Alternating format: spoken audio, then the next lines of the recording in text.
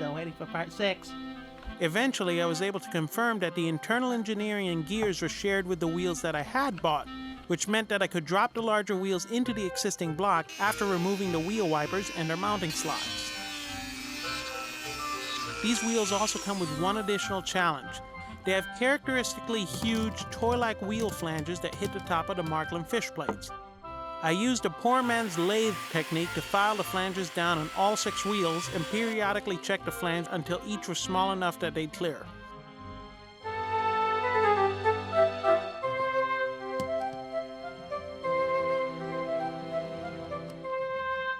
With the wheels done, I could refocus my attention on the motor block itself. The motor block will ultimately receive very few modifications to fit James. Surprisingly enough, it was almost a drop-in fit. I think one of the things you have to realize here is that, with exception to the modifications for the buffer beam, the chassis mount area has not been modified. And we're going to modify it now with a Dremel. Here goes nothing. So I thought I knew the size of the thing. The plan was to cut the structure of the building from foam core. So we're playing around with those oddball measurements, and so the only thing that I'm really happy about is about 30 millimeters and so. So let's see what we get. What is that in inches? 12 inches, ha ha ha ha. These guys are working in Imperial, that's 12 inches. 12 inches perhaps, but I failed to account for the building's ends. And this will become important later.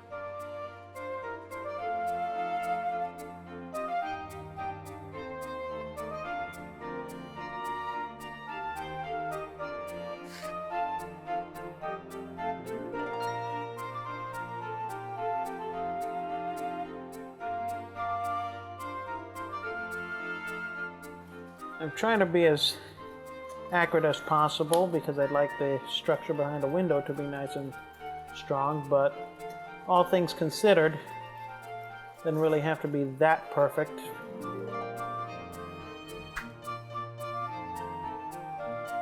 One thing I did get right is that hot gluing hobby wood to foam core resulted in a fairly efficient and strong way to shore up each corner of the building itself. This made for a very sturdy structure in a fairly short amount of time. Not bad, huh? Back in the 1980s, 10 Mills products were Vacuform plastic, like the body in a hobby-grade RC car. And the Mansell coaches are absolutely no different. They have a layer of opaque styrene on the outside, and right behind it is a layer of clear acrylic for the windows. And to be honest with you, it's absolute crap. But this is what was available back then, this is what the show used, and this is what we're replicating. So the first order of business was to either remove the entire car sides or slide in a piece of styrene between the two sides.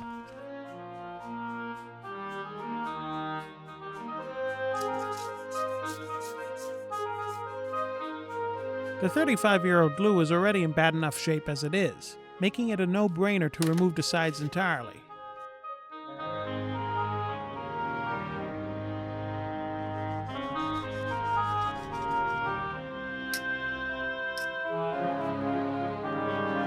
Since the show never used the door handles or grab irons after season 1, the holes got filled.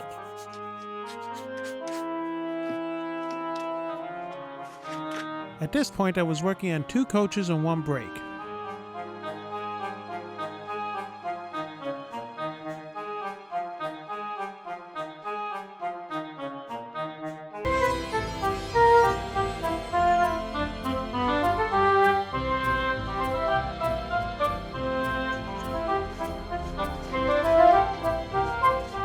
But this would not be the craziest thing I would do with the Dremel.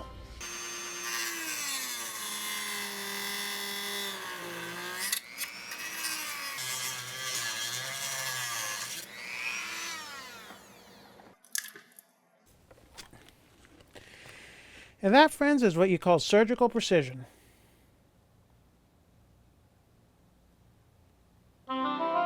The original beams will forever live on in memory of everybody who ever asked, "Where's his coupling hooks?" The replacements will be these beautiful resin copies of the Markland originals provided to me by a well-known Fink. You're elected.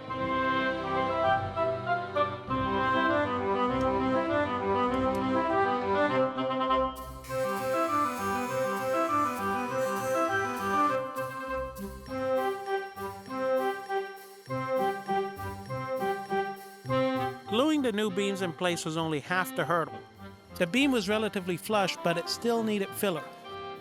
To keep the rest of the model clean, I masked the beam off to carefully apply Milliput only to the gaps. Milliput dries super hard, super strong, and it's rather difficult to sand it, so I wanted to get it into shape as close as possible while it was still pliable.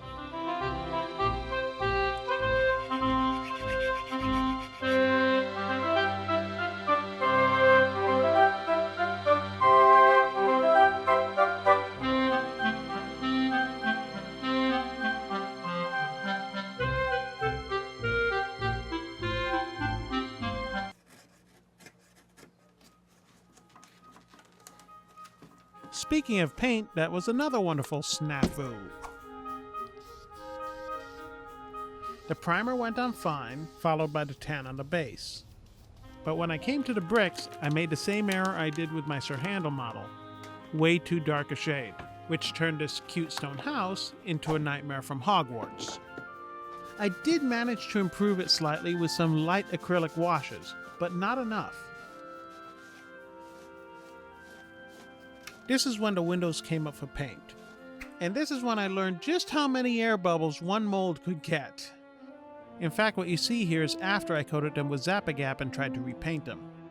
The white paint wasn't sticking to the primer either, so I can only guess that there was something wrong with the resin mix. I eventually bit the bullet and had these 3D printed in PLA. Bingo. Done. Can't get simpler than that.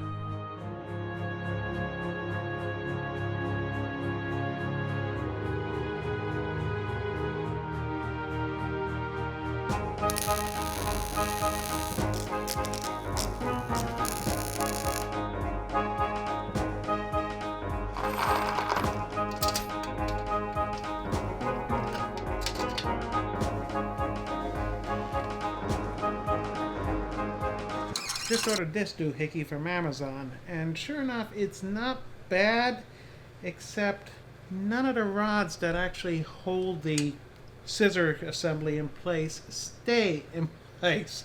So I'm going to have to file a little flat spot into these rods. It's a good little piece, though. It's just one thing missing in the execution of it. China!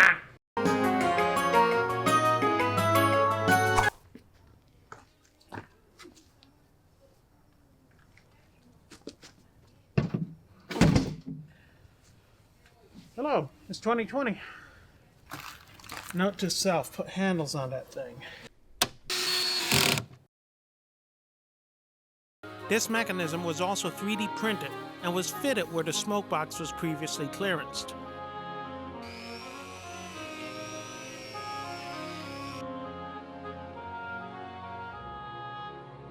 On the other end, a pair of servos glued together provide a movement.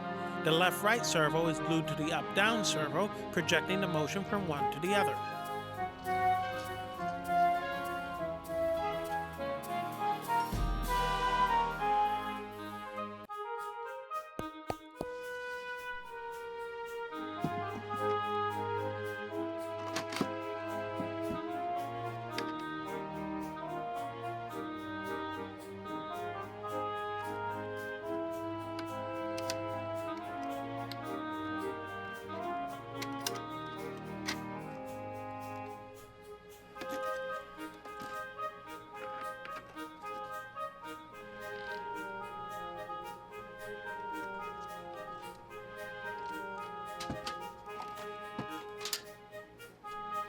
Even though it looks like I immediately went to vacuforming, there were a lot of tests in between what you see here.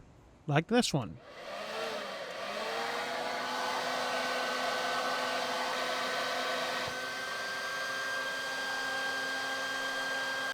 Well, that didn't work. I even tried 0.5 millimeter soldering. That was worse. That's when I realized that the roof cast was full of dimples. And then I remembered an Adam Savage video I'd seen where, to aid the vacuum, one drilled holes right through the buck. That's when it hit me.